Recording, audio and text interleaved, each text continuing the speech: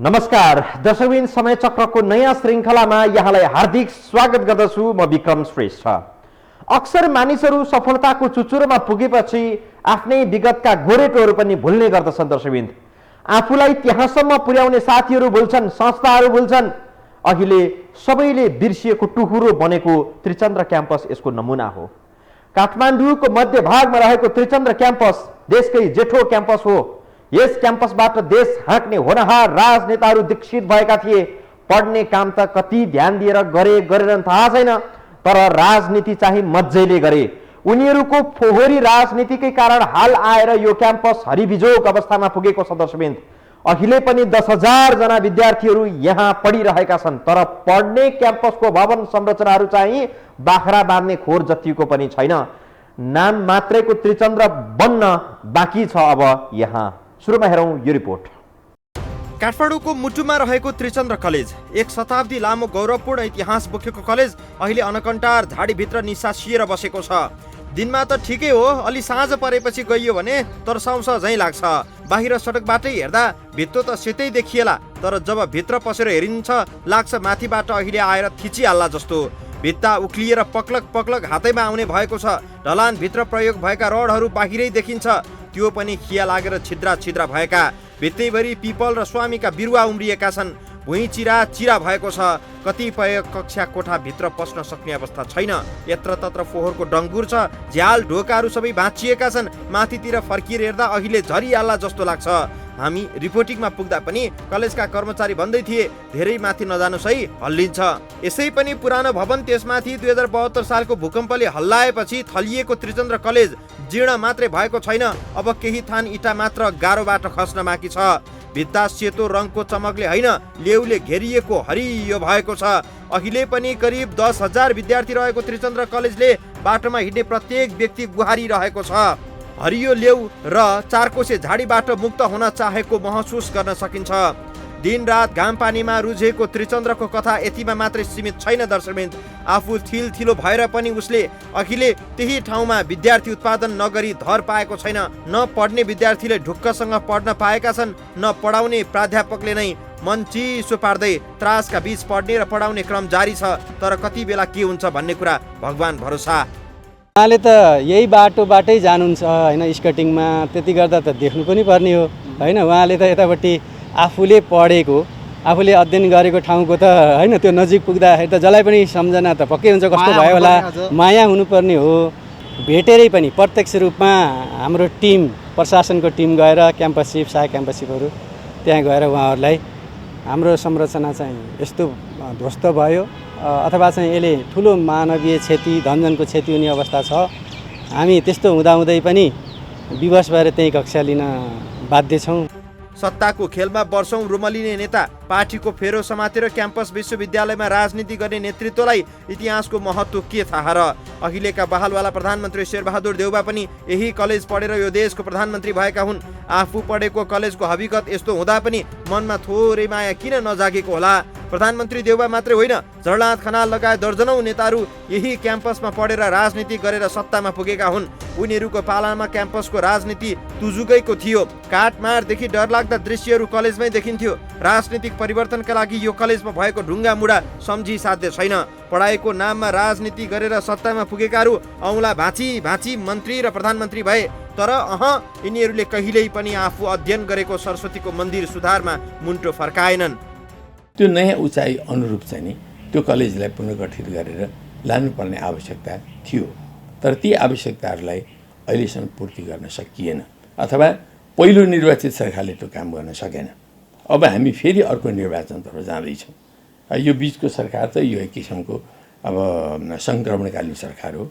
त्यही बाटो स्कटिङ गरेर सेना प्रहरी लिएर नेताहरू दिनौँ हिँड्छन्, तर यसो कालो सिसा खोलेर गाडीबाटै चिहाएर भए पनि यसो गर्नुपर्ने रहेछ भन्ने दिमागमा किन नपसेको होला? विक्रम सम्वत 1975 भदौ 12 गते त्रिभुवन चन्द्र कलेज स्थापना भएको थियो। त्यसबेला प्रधानमन्त्री चन्द्र शमशेर थिए। उनैले कलेज निर्माण गर्न लगाएका थिए। ढुङ्गा, इँटा, चुना, चुर्की, काठ, फलाम जस्ता सामग्री प्रयोग गरेर निर्माण गरिएको भवन सम्पन्न गर्न 14 महिना लागेको थियो। 14 महिनामा निर्माण भएको कलेज अहिले भूकम्प गएको करिब 7 वर्ष बित्न लाग्दा पनि स्वरूप पाउने अत्तो पत्तो छैन। उता यो घण्टाघरभन्दा पारिपट्टिको जुन संरचना छ त्यो संरचनामा हामीलाई पर्याप्त ठाउँ छैन। त्यो पर्याप्त ठाउँको अभावको कारणले गर्दाखेरि अब हाम्रा 25 भन्दा बढी विभागहरू छन्, 10,000 भन्दा बढी विद्यार्थीहरू छन्। उनीहरूलाई हामीले जोखिम मोलेरै यस्तो संरचनामा पढाउनु पर्ने अवस्थामा राजा त्रिभुवनले 1976 असोज 27 गते चाँदीको ताल्चा र चाँदीकै साँचोले खोलेर उद्घाटन गरेको यो भवन अहिले साँच्चीकै ताल्चा लगाउनु पर्ने हालतमा पुगेको छ। कलेजको पछि नाम संशोधन गरी विक्रम सम्वत 1981 मा त्रिचन्द्र कलेज राखिएको थियो। अहिले त्रिचन्द्र बहुमुखी क्याम्पस भनिन्छ। बोलीचालीमा त्रिचन्द्र कलेज भनेर चिनिन्छ। झन्डै 10,000 विद्यार्थी रहेको यो कलेजमा 306 जना स्थायी प्राध्यापक छन् भने त्यति नै संख्यामा आंशिक शिक्षक छन्। अस्थायी र स्थायी गरेर 100 बढी कर्मचारी कार्यरत त्रिचन्द्र कलेजको मुहार हेरि नसक्नुको छ। त्रिचन्द्र क्याम्पस काठमाडौँ मध्य भागमा छ। रानी पोखरी, घण्टाघर, त्रिचन्द्र काठमाडौँको पहिचान हो जो एक आपसमा जोडिएका छन्। भूकम्पपछि रानी पोखरीको त पुनर्निर्माण भयो, तर त्रिचन्द्रको चाहिँ हालत जस्ताको त्यस्तै छ। हुन त यो कलेज भूकम्पले मात्रै थेलथिलो बनाएको चाहिँ होइन। 103 वर्षको उमेर पार गरे पनि बेला बेलामा गर्नुपर्ने मर्मत सम्हार कहिल्यै भएन, जसका कारण यो क्याम्पसको रूप कुरूप बनेको छ। यस कलेजमा पढेर नाम कहलिएका, इतिहासमा आफ्नो नाम सुन्दर अक्षरले लेखाउन सफल केही नेताहरू यही कलेजमा पढेका थिए, तर तिनले पनि सत्तामा रहँदा यसको पुनर्निर्माणमा जोड दिएनन्। बाँकी प्रसङ्ग हामी जोड्नेछौँ दर्शकवृन्द ब्रेकपछि।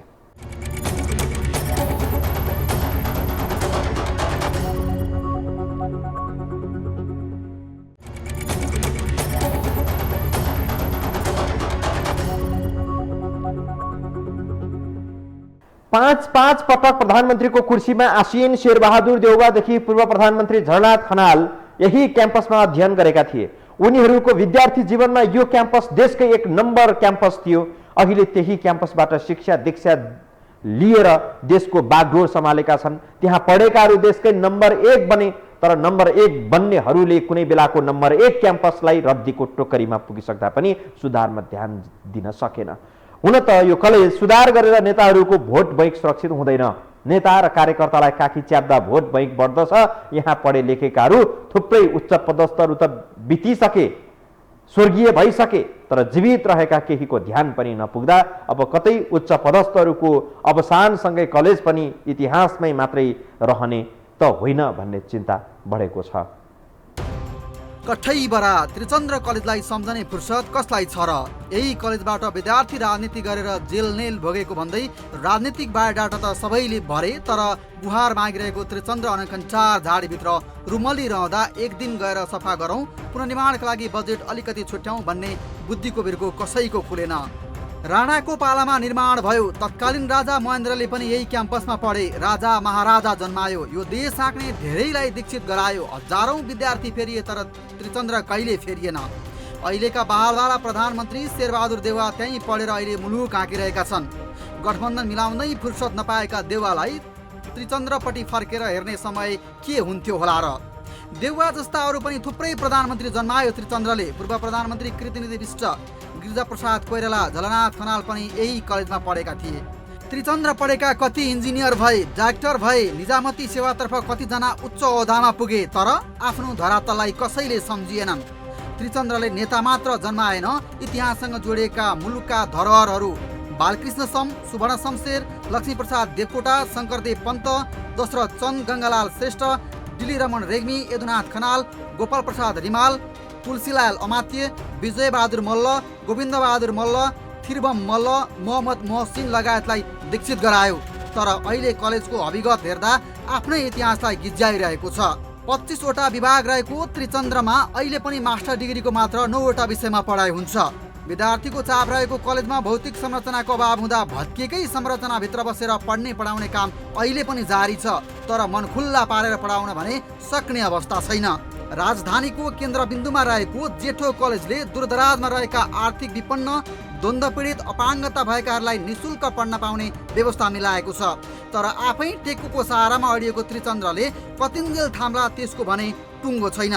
विगतमा त्रिचन्द्र पढेर आफ्नो राजनीतिक पृष्ठभूमि बनाएका नेताहरूलाई अहिले कति पनि यो कलेजको याद नआएको किन होला? नीतिगत रूपमा चासो नहुने कुरा त होइन, तर जो ग्राउन्डमा देखिनुपर्ने हो, यता अब हुन त प्रधानमन्त्रीले त्रिचन्द्र मात्रै हेर्ने भन्ने खालको कुरा त होइन।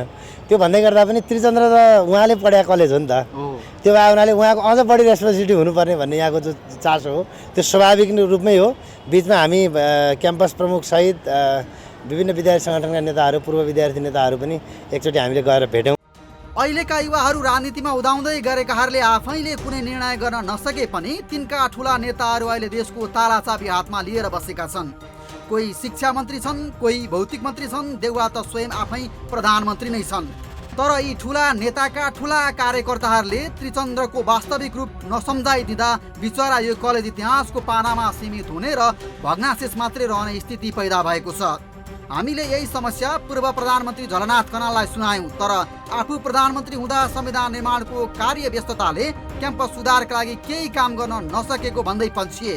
सत्ताधारी नै भएकाले होला हालका प्रधानमन्त्री पनि चुनावको चटारोमा रहेकाले बीचमा बनेका अन्य प्रधानमन्त्री मन्त्रीहरूले त्यो काम गर्नुपर्ने खनालले अनौठो जवाफ दिए। धन्न उनले निर्वाचनपछि गठबन्धनको स्थायी सरकार बन्ने भन्दै त्यो सरकारका बेला त्रिचन्द्र कलेज सुधारका लागि योजना बनाउन लगाउने आश्वासन चाहिँ दिए। रूपान्तरण गर्छु यो 1 वर्ष, यद्यपि यो चुनाव वर्ष हो। यो चुनावी वर्षमा हामी के गर्न सक्छौँ त्यसबारेमा स्वाभाविक यो बजेट बनाउँदाखेरि हामी शैक्षिक क्षेत्रलाई कसरी गर्न सक्छौँ भन्ने बारेमा त्यसबारे हामी सोध्छौँ।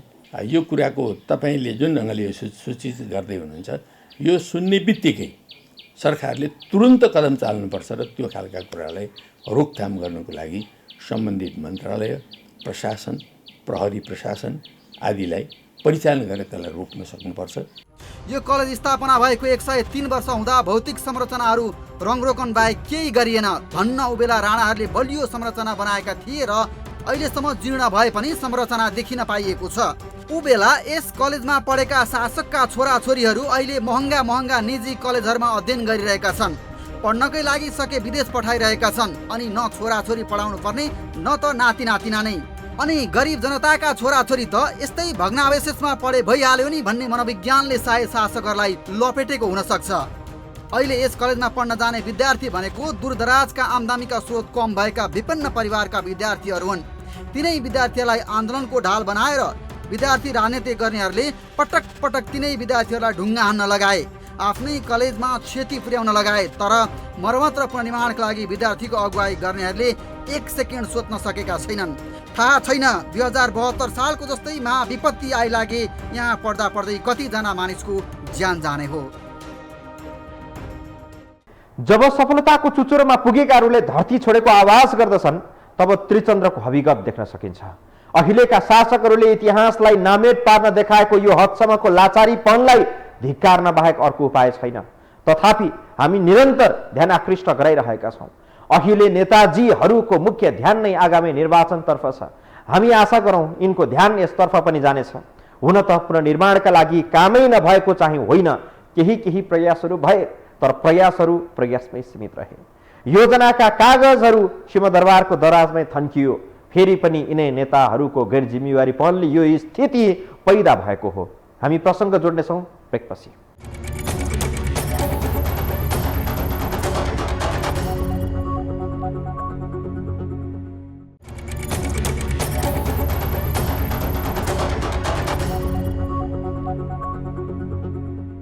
दर्शकहरू, आज हामी चर्चा गरिरहेका छौँ मुलुककै जेठो क्याम्पस त्रिचन्द्र क्याम्पसको। यो क्याम्पस भग्नावशेषमा पुग्नमा दोषी को हो, किन यसको सुधार हुन सकेन, अहिलेसम्म किन योजनाहरू बनेनन् भनेर खोज्दै जाँदा भूकम्पपछि पुनर्निर्माणको काम अलिकति अगाडि बढेको पुनर्निर्माण प्राधिकरणले अगाडि बढाएको रहेछ। तर त्यो चासोमै सीमित रह्यो। अन्ततः प्राधिकरण पनि फेज आउट भयो। त्यसपछि पुनर्निर्माणका लागि शिक्षा मन्त्रालयले चासो देखाएछ, तर नवनिर्माणका लागि डिपिआर बनाउने तयारी पनि पुरा भइसकेको छैन। यो फाइल शिक्षा मन्त्रालयमै दराजमा थन्किएको छ। बाँकी यो रिपोर्टमा हेरौँ। त्रिचन्द्र कलेजका 3वटा भवनमध्ये घण्टाघरसँगै रहेको भवनको जीर्ण अवस्था हो यो। लामो समय अत्यास लाग्दा दिन काटिरहेको त्रिचन्द्रले केही स्वरूप पाउने सङ्केत देखिएको छ, तर ढुक्क हुने अवस्था भने छैन। यसअघि पनि 2072 सालको भूकम्पपछि राष्ट्रिय पुनर्निर्माण प्राधिकरणले त्रिचन्द्रको विषयमा कागजी खाका नकोरेको होइन। त्रिचन्द्र झाडीबाट बाहिर निस्कन नपाउँदै प्राधिकरण आफै हदम्याद सकिएर हिँड्यो। कागजी खाका कोर्ने र फाइल बनाएर एउटा मन्त्रालयमा लगेर थन्क्याउने चलन नेपालमा पुरानै हो। त्यस्ता अनगिन्ती घटना सिंहदरबारभित्रै छ। त्यसको नियति अहिले त्रिचन्द्रले भोगिरहेको छ। राष्ट्रिय पुनर्निर्माण प्राधिकरणको च्याप्टर क्लोज भएपछि अहिले पुरातत्व विभाग जोडिएको छ। 100 वर्षभन्दा पुराना ऐतिहासिक सम्पदा पुरातत्व विभागको मातहतमा रहने गरी त्रिचन्द्र कलेजलाई पुनर्जन्म दिने फेरि खाका तयार हुँदैछ। तर यसले मूर्त रूप पाउँछ भन्नेमा धेरैलाई आशंका छ। यसअघि प्राधिकरणले तयार पारेको कागजी तस्बिर अहिले पनि सिंहदरबारभित्रको मन्त्रालयमा कतै धुलाम्बे भएर बसेको होला। यसलाई पुनर्निर्माण गर्न सकिन्छ भनेर उहाँहरूले हामीसँग पटक पटक छलफल पनि गर्नुभएको हो र सुशील गेवालीसँग सिइओ पुनर्निर्माण प्राधिकरणको सिइओ अहिले त पुसदेखि त त्यसको म्याद समाप्त भएको छ होइन। त्यसलाई अब सहरी विकासतिर गएको छ र यस्ता शैक्षिक धरोहरहरूको मर्मत सम्हारको काम चाहिँ शिक्षा मन्त्रालय अन्तर्गत रहेर गर्ने भन्ने छ। कागजी तस्बिर कोर्ने र मन्त्रालयमा पुर्याउने काम निरन्तर चलिरहेको छ। अहिले फेरि कलेज निर्माणका लागि डिपिआर तयारीको काम सुरु हुँदैछ। डिपिआर तयार भएपछि कुन मोडलमा निर्माण गर्ने भन्ने टुङ्गो लाग्छ। अहिले पनि अधिकांशको चासो पुरानो संरचना के हुन्छ भन्नेमा छ। पुरानो संरचना यथास्थानमै राखेर अर्को संरचना बनाउने या त्यसलाई नै प्रबलीकरण अर्थात् पहिलाकै अवस्थामा फर्काउने भन्ने कुरा डिपिआर तयार भएपछि निश्चित हुने मन्त्रालयको भनाइ छ। प्राधिकरणको हदम्याद गुज्रिएसँगै शिक्षा मन्त्रालयले यसको प्रक्रिया अगाडि बढाएको छ। मन्त्रालयले त्रिभुवन विश्वविद्यालय अन्तर्गतका सबै 61 वटा कलेजको पुनर्निर्माणका लागि झन्डै 25 अर्ब बजेट विनियोजन गरेको छ, जसमध्ये करिब 2 अर्ब रुपियाँ त्रिचन्द्र कलेजको लागि छुटिएको छ। अब डिपिआर तयार भएपछि छिट्टै टेन्डर प्रक्रियामा जाने कलेज प्रशासनको भनाइ छ। तर उहाँहरूसँग हामीले पटक पटक भेटेका हौँ। उहाँहरूले आएर यहाँ आएर पनि यो सबै संरचनाहरू हेरेर डिपिआर तयार भयो भनेर हामीलाई भन्नुभएको। अब हामीले काम यसको मर्मतको काम सुरुवात हुन्छ भन्ने सोचेका थियौँ, तर सुरुवात नभएको कारणले गर्दा अब हामीले यो काम हुन्छ जस्तो अहिले पनि हामीलाई लाग्दैन। विनियोजित रकमबाट शताब्दी लामो ऐतिहासिक सम्पदा कायम रहने गरी रेट्रोफिटिङ अर्थात् प्रबलीकरणको काम गर्ने गरी तयारी अघि बढाइएको छ। लेउले पोतिएर झाडीभित्र निसासिएको त्रिचन्द्र 4 कोसे झाडीभित्रबाट निस्कने दिनको पर्खाइमा छ।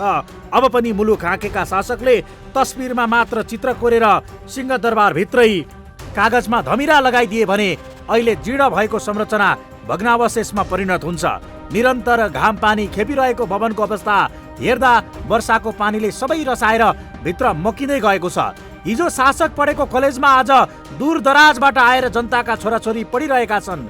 वर्षौं लगाएर कागजी तस्बिर तयार पार्ने अनि फेरि मन्त्री प्रधानमन्त्री फेरिएको बहानामा शिक्षा जस्तो पवित्र क्षेत्रलाई बेवास्ता गर्ने परम्परा अन्त हुन जरुरी छ। अब त्रिचन्द्र कलेज नवनिर्माणको जिम्मेवारी शिक्षा मन्त्रालयमा पुगेको छ, तर यो योजना निर्माणका लागि बनाइनु पर्ने डिपिआरको काम अझै पनि सुरु हुन सकेको छैन। पुनर्निर्माण प्राधिकरण फेज आउट भएपछि शिक्षा मन्त्रालयले त्रिचन्द्र कलेज नवनिर्माणको अग्रसरता लिए पनि तात्विक अघि बढ्न सकेन। छेउैको रानी पोखरी बन्ने त्रिचन्द्र चाहिँ नबन्ने सरकारको विकासको प्राथमिकता केमा छ भन्ने त प्रश्नै भयो नि, होइन र? मूल प्राथमिकता चाहिँ रानी पोखरी मात्रै हुनु दुःखद हो। आशा गरौँ त्रिचन्द्रले छिट्टै नयाँ जीवन पाउनेछ। दर्शकवृन्द, आजलाई समय चक्र यति नै। बिदा दिनुहोस्। नमस्कार।